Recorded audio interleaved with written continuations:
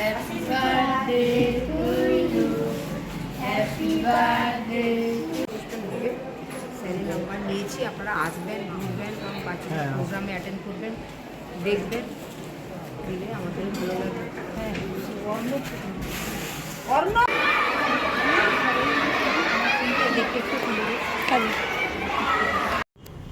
নমস্কার বন্ধুরা, কেমন আছো তোমরা সবাই? আমার নতুন একটা ব্লগে সবাইকে স্বাগত জানাই। কয়েক মাস আগে কাজলার একটা চাইল্ড কেয়ারে আমরা গেছিলাম আমার একজন ভাইয়ের জন্মদিন উপলক্ষে ওদের সাথে কিছুটা সময় কাটানোর জন্য। তপবন শিশু আবাস।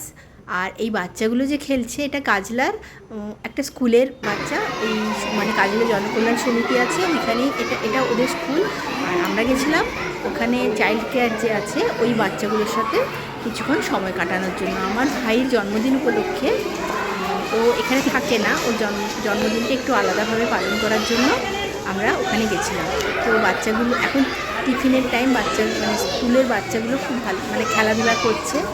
আর এই স্কুলটা না সত্যি খুব সুন্দর সাজানো গুছানো, বেশ ভালো। আর ওদের আবাসটা ছিল সামনে।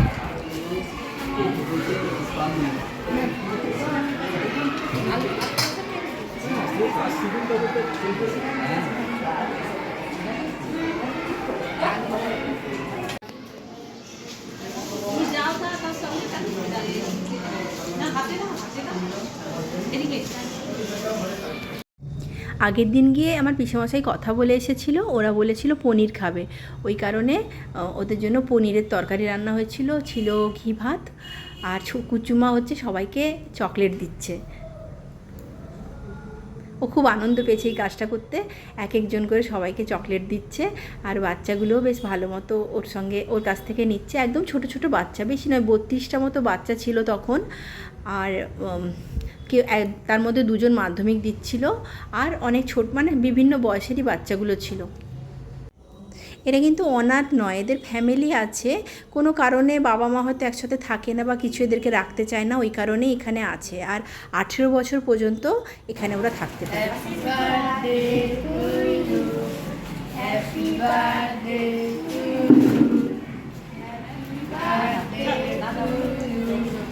দাদা বলো।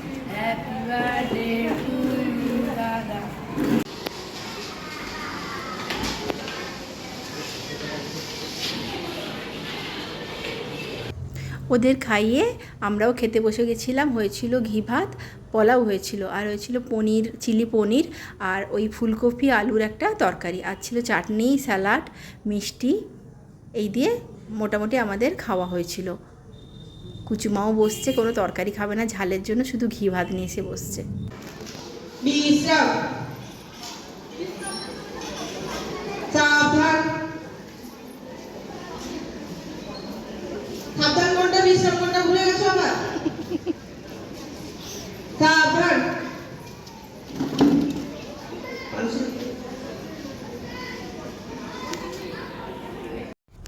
কিছুটা সময় ওদের সাথে কাটাতে পেরে খুবই ভালো লাগলো। আর এটা হচ্ছে স্কুলের মেয়েরা, ওদেরকে ব্রতচারী শেখানো হচ্ছে, তো বেশ ভালোই লাগলো। পরিবেশটাও খুব সুন্দর, আর ওখানে যে মানে টিচার্সরা ছিলেন খুবই ভালো।